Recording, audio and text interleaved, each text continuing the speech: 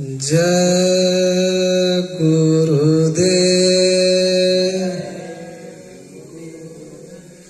जय गुरुदेव नाम किसका? प्रभु का। प्रभु का पावन नाम। जय गुरुदेव। शब्द स्वरूप में सर्वत्र विराजमान परम संत बाबा जय गुरुदेव जी महाराज, परम संत बाबा जय गुरुदेव जी महाराज के उत्तराधिकारी श्रद्धे पूज महाराज के चरणों में कोटि कोटि नमन प्रणाम करते हुए यहाँ उपस्थित सभी सत्संगी धर्म प्रेमी भाई बहनों को सादर जय गुरुदेव। प्रेमी भाई बहनों, बड़ा सौभाग्य है कि आज हमें आपको ऐसा सत्संग सुनने का अवसर प्राप्त हुआ। देखो, महात्मा कहते हैं कि जब हमारे आपके जन्म जन्मांतरों के शुभ पुण्य यानी अच्छा कर्म जब इकट्ठा हो जाते हैं तब हमें आपको ऐसा सत्संग सुनने का अवसर प्राप्त होता है।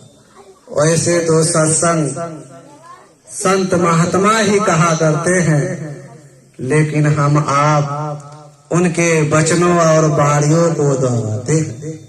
लेकिन महात्मा कहते हैं जहाँ सत्य की बात बताई जाए, जहाँ आत्मा और परमात्मा का भेद बताया जाए, जहाँ मालिक से मिलने का चर्चा किया जाए, महात्माओं ने कहा उसी को सत्संग कहते हैं। अरे प्रेमी भाई बहन, संतों और महात्माओं ने कहा है कि सत्संग जल जो कोई पावे, मैं लाई सब कट कट जावे। ये सत्संग ऐसा जल है जहाँ कौवा स्नान करता है और हंस बन करके बाहर निकलता है। ठीक उसी प्रकार से जैसे हमारे आपके शरीर पर जब ये बाहर की गंदगी यानी मैल चढ़ जाती है, शरीर गंदा हो जाता है, मैला हो जाता है, तब हम आप इस बाहरी जल का यानी बाहर का पानी का प्रयोग करके हम आप अपने तन यानी शरीर की सफाई कर लेते हैं। शरीर निर्मल हो जाता है, स्वच्छ हो जाता है, अच्छा सहानुभूति प्राप्त होता है। लेकिन जहाँ हमारा आपका मन बैठा हुआ है, जहाँ जीवात्मा यानी प्राण बैठा हुआ है, वहाँ तो ये बाहरी जल जा ही नहीं सकता, तो उसकी सफाई कैसे हो? तो उसकी सफाई करने के लिए संतों महात्माओं ने सत्संग रूपी जल का बहाना बना। यही सत्संग रूपी ऐसा जल है जब हम आप अपने मन को नहलाएंगे, धुलाएंगे, यानी सत्संग को सुनेंगे, उस पर अमल और विचार करेंगे, तब ये हमारा आपका मन निर्मल और स्वच्छ होगा। तब ये मन भगवान के भजन भक्ति में लगेगा, देवी देवताओं के भजन भक्ति में लगेगा। यदि ये मन निर्मल स्वच्छ नहीं हुआ तो ये मन कभी उस भगवान का भक्ति भजन नहीं कर सकता। कैसे प्रेमी भाई बहनों, ये मन है क्या? हम आप कहते हैं कि ये हमारा मन कर रहा है, वहाँ जाना वहाँ नहीं जाना, ये खाना वो खाना। हम आप मन की चर्चा करते हैं, लेकिन थोड़ा मन की बात नहीं बुझ पाते। महात्माओं ने कहा मन उसी को कहते हैं जैसे आज हम आप लोग यहाँ इकट्ठा हुए हैं, आप सब बैठे हुए हैं, आपका शरीर यहाँ है, लेकिन ये मन किसी का बाल बच्चों में चला गया होगा, तो किसी का दुकान दफ्तर में चला गया होगा, तो किसी का खेती बाड़ी में चला गया होगा, तो किसी का नाते रिश्तेदारी में चला गया होगा। अब आप विचार करो, शरीर हमारा आपका यहाँ है, लेकिन ये मन चारों तरफ भ्रमण कर रहा है। तो हम आप जब अपने मन को अपने बस में नहीं कर पाएंगे, शरीर हमारा आपका देवी देवताओं के फोटो के सामने रहेगा, हम अगरबत्ती फिराएंगे, लेकिन ये मन वहां जाकर के अगरबत्ती फिराएगा, तो शरीर यहाँ मन वहाँ, तो दो काम कभी नहीं हो सकता। इसीलिए वो मन को जब तक हम आप इस शरीर से बांध कर यानी अपने बस में करके जब हम आप मन को लगा करके भजन भक्ति करेंगे, तब ये मन उस मालिक का भजन भक्ति कर पाएगा। तब वो मालिक हमारा आपका पूजा पाठ आराधना स्वीकार करेगा। नहीं तो हाथ में माला और मन कहीं और, ते होने वाला नहीं। प्रेमी भाई बहनों, इसीलिए मन का केवल एक ही उपाय है बस में करने का, सत्संग। जब तक हम आप सत्संग को नहीं सुनेंगे, तब तक हमारा आपका मन बस में नहीं। कैसे? जैसे नवरात्र का दिन जब आता है, 9 दिन का, तो जो मांस मदिरा शराब भी खाते पीते हैं, वो भी बेचारे 9 दिन छोड़ देते हैं।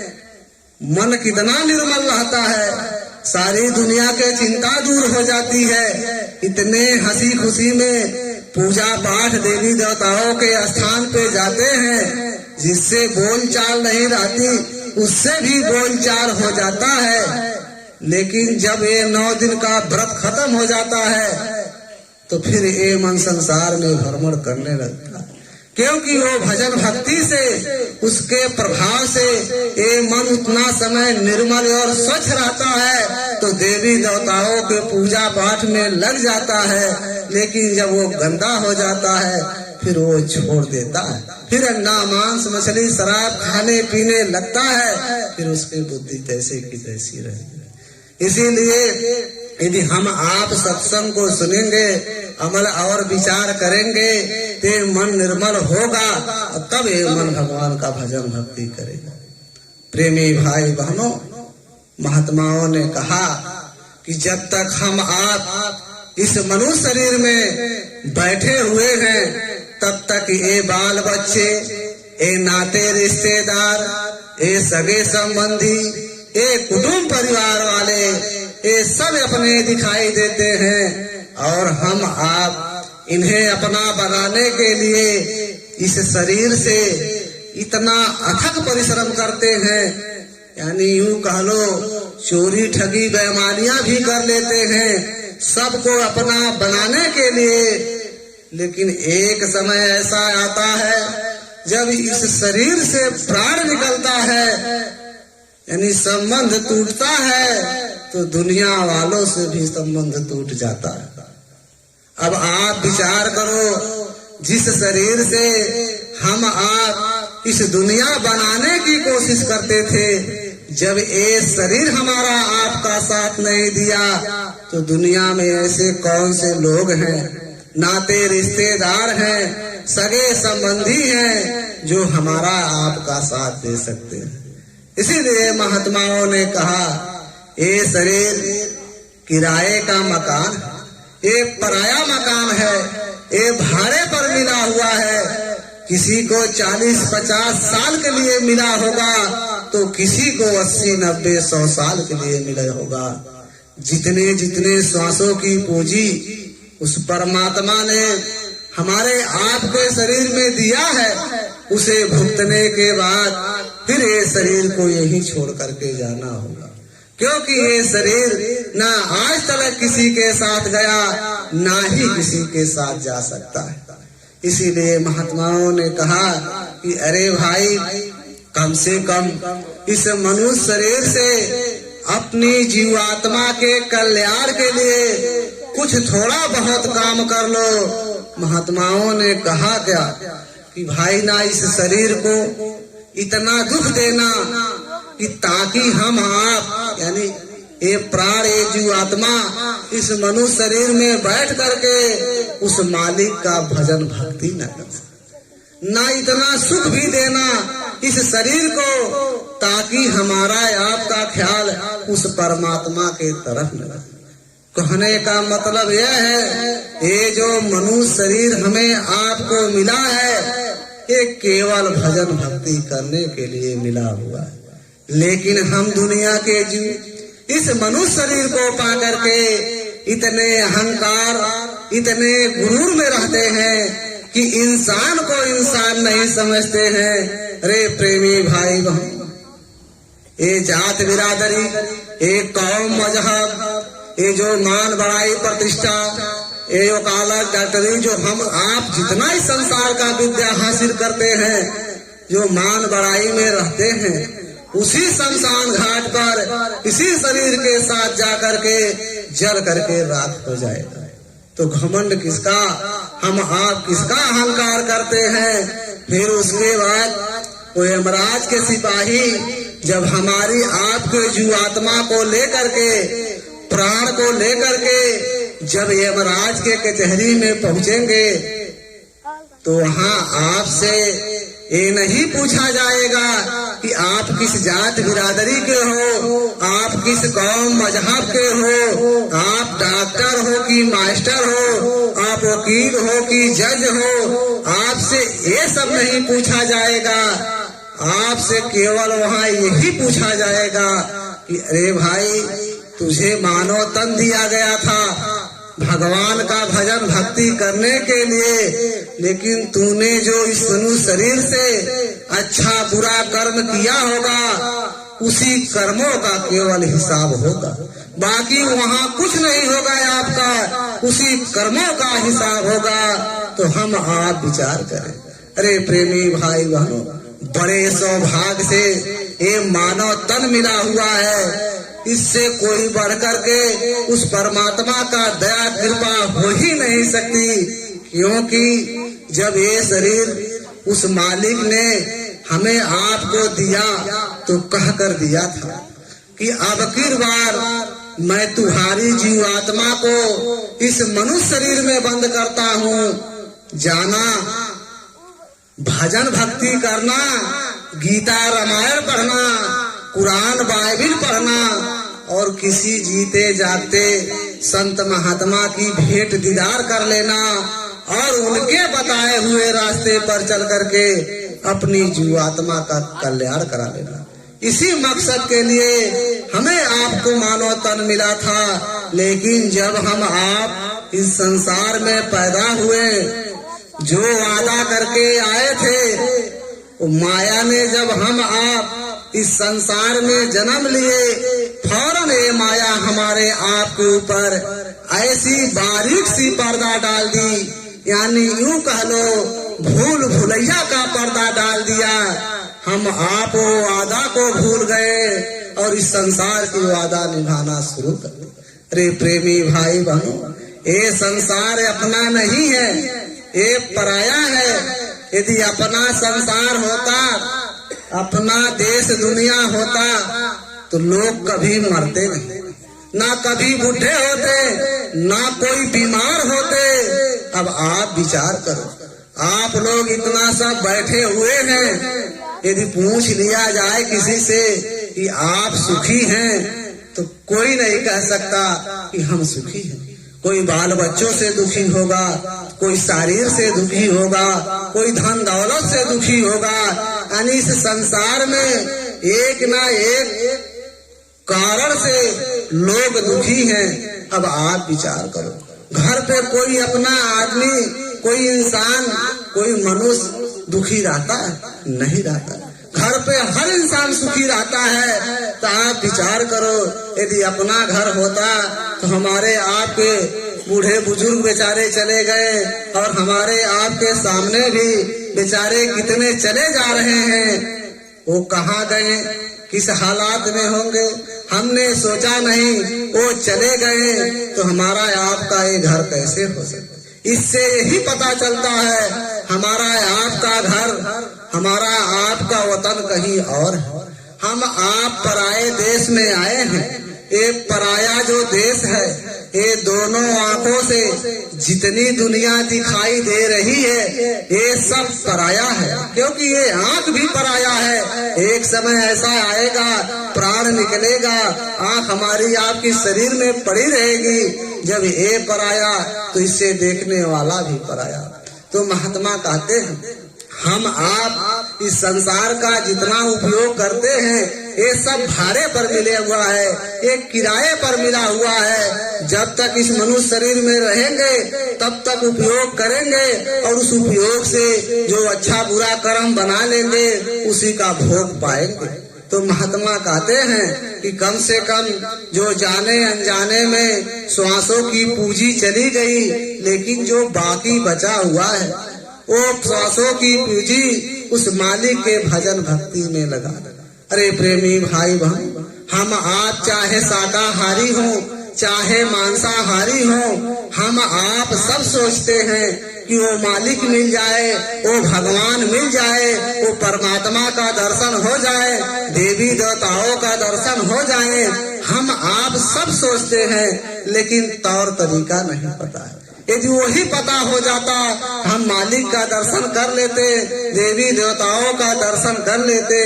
लेकिन ये सब तौर तरीका जब हम आप संतों महात्माओं का संदेश सुनेंगे तब हमें आपको पता चलेगा।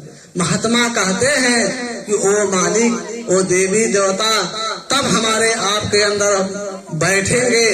क्या कहते हैं कि दिल का हुजरा साफ कर, जाना के आने के लिए ध्यान गैरों से हटा, उसको बिठाने के लिए एक दिल लाखों तमन्ना, उस पर भी ज्यादा हवीस, फिर ठिकाना है कहाँ उसको बिठाने के लिए।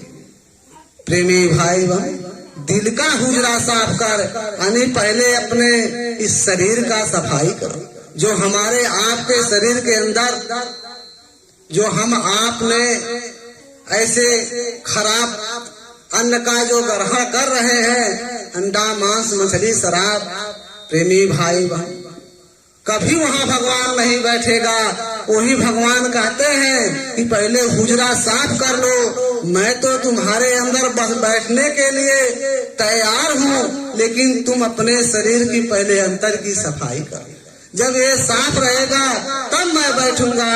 क्योंकि प्रेमी भाई बहनों, जहाँ ये दुनिया का संसार का बसाया हुआ डेरा रहता है वहाँ कभी भगवान नहीं बैठता है, लेकिन जहाँ भगवान बैठता है वहाँ दुनिया का बसेरा है बाकी खाली रह जाता है। तो महात्मा कहते हैं इस अंतर की सफाई करो। हमारे आपके अंदर काम क्रोध लोभ मोह अहंकार जो इसका बसीभूत हो करके आज हम आप घूम रहे हैं, कितने बुरे खोटे कर्म कर रहे हैं, इसी के कारण पहले इसकी सफाई करो, यानी उसको अपने बस में करो, तब वो मालिक हमारे आपके अंदर बैठेगा। फिर महात्मा क्या कहते हैं, एक दिल लाखों तमन्ना, उस पर भी ज्यादा हवीस, यानी ये मन एक है। चाहे इसको भगवान के भक्ति में लगा दो, चाहे दुनिया के काम काज में लगा दो, मन केवल एक है। प्रेमी भाई बहनों, ऐसा नहीं कि हमारे आपके अंदर हजारों मन है, ऐसा नहीं। हम एक मन एक है, चाहे इधर लगाओ चाहे उधर लगाओ। तो महात्मा कहते हैं अरे ये मन, इसकी जो इच्छाएं और ख्वाहिशें हैं, यदि हम आप 100 वर्ष की आयु पाए हुए हैं, यदि इसको परमात्मा ने बढ़ाकर 1000 1 लाख वर्ष कर दिया जाए और फिर भी कह दिया जाए कि तुम्हारे मन की इच्छाएं पूरा हो जाए, तो कदाप नहीं पूरा होगा। क्योंकि एक पूरा होगा ये मन दूसरा इच्छा लेकर के खड़ा हो जाएगा, दूसरा पूरा होगा ये मन तीसरा इच्छा लेकर के खड़ा हो जाएगा। क्योंकि ये मन का इच्छा कभी पूरा होने वाला नहीं है। इसीलिए महात्माओं ने कहा मन एक। मन का मतलब आप लोग समझी गए। आज हम आप इस संसार में यदि दुखी हैं तो केवल मन के कारण। क्योंकि यही मन है जिससे हम आप व्यवहार करते हैं, उसी से लगाव कर बैठता है। और जब वो लगाव करता है, व्यवहार करता है, उसी से मोह ममता कर बैठता है। वही मोह ममता का ऐसा कारण है कि जो आज हम आप इस संसार में दुखी हैं। कैसे प्रेमी भाई बहनों, हम आप विचार कीजिएगा, यदि अपना लड़का बीमार हो जाए तो रात भर मन घबराता है, मैं कहाँ जाऊं, किस डॉक्टर के पास जाऊं, कहाँ दवा कराऊं कि मेरा बच्चा ठीक हो जाए। लेकिन यदि बाहर भूकंप या भूचाल आ जाए, कितने के बच्चे दब करके मर जाएं, यही मन कहता है मरा होगा कोई और। टीवी में देख लेते हैं, मोबाइल में देख लेते हैं, थोड़ा सा जो इसका जैसा लगाव रहता है उसी अनुसार दुख प्रकट होता है, बाकी कहता है छोड़ दीजिए। यदि अपनी औरत बीमार हो जाए, ये मन रात भर घबराएगा, क्या करूं, क्या उपाय करूं। लेकिन पड़ोसियों में चाहे कितने के जनाजे निकल जाएं, कितने की मौत हो जाए, ये मन में रत्ती भर फर्क नहीं पड़ेगा। यही मन कहेगा भाई रात का समय है, यदि रात में कोई चला गया पड़ोसी में, ठीक है सुबह कब होगा तो घर पहुंचेंगे, देखा जाएगा, कम से कम सो लिया जाएगा। लेकिन ये मन यदि अपने नाते रिश्तेदारी में, यदि अपने परिवार में कुछ गड़बड़ हो जाए तो रात भर नींद नहीं आएगा। कारण क्या है कि हम आप जिससे लगाव रखते हैं उसी से मोह ममता कर बैठते हैं। उसी मोह ममता के कारण आज हम आप इस संसार में दुखी रहते हैं। लेकिन महात्मा क्या कहते हैं, यह संसार में ना कोई अपना है, ना ही कोई पराया है। जैसे एक स्टेज पर सभी कलाकार आकर के अपनी अपनी पार्ट अदा करते हैं। हम आप नाच का प्रोग्राम जब देखते हैं, वो स्टेज पे सब कलाकार आकर के अपना अपना पार्ट अदा करते हैं। ठीक उसी प्रकार से ये दुनिया बहुत बड़ी स्टेज है। कोई पति का पार्ट अदा कर रहा है तो कोई पत्नी का पार्ट अदा कर रहा है, कोई बाल बच्चों का किरदार निभा रहा है। हम आप पार्ट अदा करते करते ये भूल जाते हैं कि ये कर्मों का लेन देन है। जहाँ कर्मों का लेन देन पूरा होगा, अरे बाप से पहले बेटा का पूरा होगा तो बाप के सामने बेटा चला जाएगा, और बेटा से पहले बाप का पूरा होगा तो बेटा के सामने बाप चला जाएगा। यही दुनिया का रीत है। जहाँ जिसका रोल खत्म हुआ वही पाठ उसका खत्म हुआ, कहीं और जाकर के पाठ खेलना। तो महात्मा कहते हैं कारण क्या है, आज हम आप दुखी हैं, यही पाठ अदा करते करते हम आप भूल जाते हैं कि कर्मों का लेन देन है। इसी कर्मों का लेन देन यदि समझ जाते तो हम आप दुखी नहीं रहते। लेकिन वो भूल करके यही कर्मों में हम आप उनसे मोह ममता कर बैठते हैं। उसी मोह ममता के कारण हम आप इस संसार में दुखी रहते हैं। तो महात्मा कहते हैं कि संसार से मोह ममता कम करके यही मोह ममता उस मालिक के तरफ लगा दो तो आपका संसार का भी काम हो जाएगा और उस भगवान के पास का भी काम हो जाएगा। प्रेमी भाई भाई, और हम आप क्या सोचते हैं कि भाई हमारा आपका मांस मदिरा शराब अंडा खाते पीते चोरी डकैती करते करते ये जीवन बीत गया, अब क्या भगवान का भजन होगा? भगवान का भजन नहीं हो पाएगा। भगवान का भजन वही करेगा जो जन्म से भगत है। अरे प्रेमी भाई बहन, ऐसा नहीं है। आप सब इतिहास सुने होंगे वाल्मीकि का। वाल्मीकि जो ब्रह्म के समान हुए थे, रामचरितमानस पहले वही लिखे थे। राम के आने के पहले यानी 10,000 वर्ष के पहले वाल्मीकि ने रामायण लिखा था। वाल्मीकि का नाम रत्नाकर था, और रत्नाकर उनका जो आचरण बिगड़ गया, चोरी डकैती बेईमानी में लग गए, खून कत्ल हत्या में लग गए, वही रत्नाकर डाकू हो गए। वो इतना अत्याचार करते थे कि रास्ते में पाते थे, सामान भी छोड़ लेते थे, सामान के साथ साथ जान भी मार देते थे। यानी इतना अपराध करते थे, उसका कोई ठौर ठिकाना नहीं था। लेकिन समय की बात, एक समय नारद जी उसी रास्ते से गुजर रहे थे। जब नारद जी पहुंचे और जब नारद जी को देखे, वो रत्नाकर बोले सामान सब रख दो। नारद जी तो जो रखे थे सरानी और रानी रख दिए। बोले और सामान रख दो। कहे भाई यही सामान मेरे पास है। कहे हाथ ऊपर करो। हाथ ऊपर करा लिए, सारा तलाशी ले लिए, वही रत्नाकार। तब नारद जी बोले अरे भाई मैं एक बात पूछना चाहता हूँ। कहे पूछिए क्या बात है। भाई जिसका जो नशा रहता है उसी रूप में बोलता है। तो कहे मैं यही पूछना चाहता हूँ, नाराज मत होइएगा कि भाई जो ये अपराध आप कर रहे हो, चोरी ठगी जो मार काट कर रहे हो, इससे जो धन दौलत इकट्ठा कर रहे हो, क्या इस धन दौलत तुम्हारे साथ जाएगा? क्या ये धन दौलत जो तुम गलत उपयोग से ला रहे हो, क्या तुम्हारे माँ बाप बाल बच्चे इसका सहभागी होंगे? तो बोलते थे कि क्यों नहीं सहभागी होंगे, खा रहे हैं पी रहे हैं सब रहे हैं, तो क्यों नहीं होंगे? कहे ठीक है, मैं जो कह रहा हूँ मेरा हाथ पाँव इसी पेड़ में बांध दो। जाओ पहले अपने माता पिता से पूछाओ, अपने औरत से पूछ लो। थोड़ा उनको ख्याल आया और नारद जी को बांध दिए। घर पर गए, जब पिताजी से पूछे कि हे पिताजी, हमने जो चोरी ठगी बेईमानी से इतना अपराध करके धन इकट्ठा ला रहे हैं, आपको खिला पिला रहे हैं, क्या इस पाप में आप भागी होंगे? पिताजी बोले बेटा मैंने तुझे पाला पोसा कि भाई बड़ा हो जाएगा मेरा सेवा करेगा। मैंने थोड़ी ना कहा था कि तुम डाकू बन जाना, डाकू बन करके पैसा लाना, मैं खाऊंगा पीऊंगा। भाई तुम जो अच्छा बुरा करोगे उसका भोगी तुम होगे। तुम्हारा कर्तव्य है मेरा पालन पोषण करना। मैं ये नहीं जानता तुम क्या करते हो। माता जी से पूछे, माता जी यही जवाब दी। जब पत्नी से पूछे, पत्नी भी यही जवाब दी। भाई मेरा काम है घर में रहना, जो आएगा वही बनाएंगे खिलाएंगे। पाप का भोगी क्या कर, तो मैं थोड़ी कह रहा हूँ जाओ डकैती करो। जब इतनी बात सुने तुमको आत्मगलान हुआ कि सच्ची बात है, हमने जितना अपराध किया, माल खजाना तो खा लिए, लेकिन जो उसका पाप बना वो पाप अंबार के अंबार हमारे ऊपर चढ़ा होगा, उसका भोगी केवल मैं हूँ। यही सोचते सोचते नारद जी के पास पहुँचे और जा करके चरणों में गिर। तब नारद जी बोले क्या हुआ?